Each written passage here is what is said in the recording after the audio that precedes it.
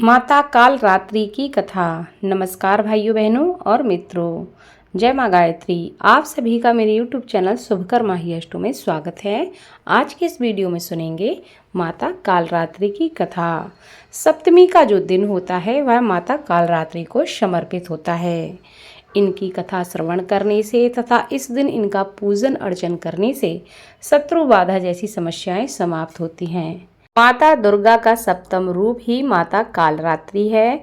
ये काल का नाश करने वाली हैं, इसलिए इन्हें कालरात्रि के नाम से जाना जाता है। नवरात्रि के 7वें दिन इनकी पूजा अर्चना करने से सभी प्रकार की विघ्न बाधाएं समाप्त होती हैं और सभी प्रकार के मनोरथ पूर्ण होते हैं। इस दिन साधक को अपना चित्त भानु चक्र में स्थिर करके साधना करनी चाहिए। संसार में कालों का नाश करने वाली देवी कालरात्रि ही हैं। भक्तों द्वारा इनकी पूजा के उपरांत उसके सभी दुख संताप भगवती दूर कर देती हैं। माता दुर्गा दुश्मनों का नाश करती हैं तथा समस्त प्रकार के मनोरथों को पूर्ण कर देती हैं। देवी कालरात्रि का वर्ण काजल के समान काले रंग जैसा है, जो अमावस की रात्रि से भी अधिक काला है। माता कालरात्रि के 3 बड़े बड़े उभरे हुए नेत्र हैं, जिनसे माँ अपने भक्तों पर अनुकंपा की दृष्टि रखती हैं। इनके शरीर का रंग घने अंधकार की भांति काला है। बाल बिखरे हुए हैं। गले में विद्युत की माला चमकने वाली माला रहती है। इनके 3 नेत्र हैं, जो ब्रह्मांड की तरह गोल हैं, जिनमें से बिजली की तरह चमकीली किरणें निकलती रहती हैं। इनकी नासिका से श्वास निश्वास से अग्नि की भयंकर ज्वालाएं निकलती रहती हैं। इनका वाहन गर्दभ यानी कि गधा है। दाहिने ऊपर का हाथ वर मुद्रा में माँ सबको आशीर्वाद देती हैं। दाहिना नीचे वाला हाथ अभय मुद्रा में है। बाईं ओर के ऊपर वाले हाथ में लोहे का कांटा और निचले हाथ में खड्ग है। माँ का यह स्वरूप देखने में अत्यंत ही भयानक प्रतीत होता है, किंतु सदैव शुभदायक है। अतः भक्तों को इनसे भयभीत नहीं होना चाहिए। मधुकैटभ नामक पराक्रमी असुर ने जीवन की रक्षा हेतु भगवान विष्णु को निद्रा से जगाने के लिए ब्रह्मा जी ने इन्हीं माँ की स्तुति की थी। यह देवी कालरात्रि ही महामाया है, जो भगवान विष्णु की योग निद्रा है।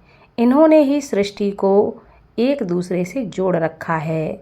दुर्गा सप्तशती के प्रधानिक रहस्य में बताया गया है कि जब देवी ने इस सृष्टि का निर्माण शुरू किया और ब्रह्मा विष्णु एवं महेश का प्रकटीकरण हुआ, उससे पहले देवी ने अपने स्वरूप से 3 महादेवियों को उत्पन्न किया।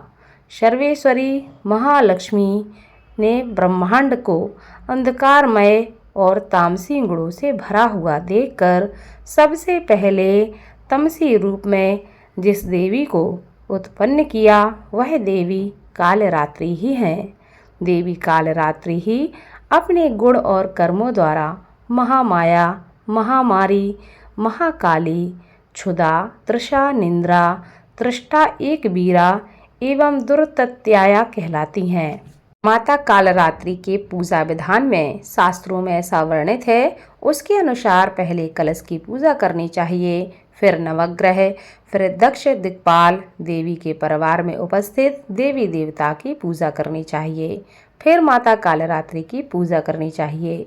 देवी की पूजा करने से पहले उनका ध्यान अवश्य करना चाहिए। इस दिन साधक का मन सहस्त्रा चक्र में अवस्थित करता है। इस चक्र में स्थित साधक का मन पूर्णतः माँ कालरात्रि के रूप में अवस्थित रहता है। उनके साक्षात्कार से मिलने वाले पुण्य का वह अधिकारी होता है। उसकी समस्त विघ्न बाधाओं और पापों का नाश हो जाता है और उसे अक्षय पुण्य लोक की प्राप्ति होती है। देवी का यह रूप रिद्धि सिद्धि प्रदान करने वाला है। नवरात्र का 7वां दिन तांत्रिक क्रिया की साधना करने वाले भक्तों के लिए अत्यंत महत्वपूर्ण होता है। सप्तमी पूजा के दिन तंत्र साधना करने वाले साधक मध्य रात्रि में देवी की तांत्रिक विधि से पूजा करते हैं। इस दिन माँ की आंखें खुलती हैं और षष्ठी पूजा के दिन जिस बिल्व को आमंत्रित किया जाता है उसे आज तोड़कर लाया जाता है और उससे माँ की आंखें बनती हैं। इस दिन अनेक प्रकार के मिष्ठान एवं कहीं कहीं तांत्रिक विधि से पूजा होने पर मदरा भी देवी को अर्पित की जाती है।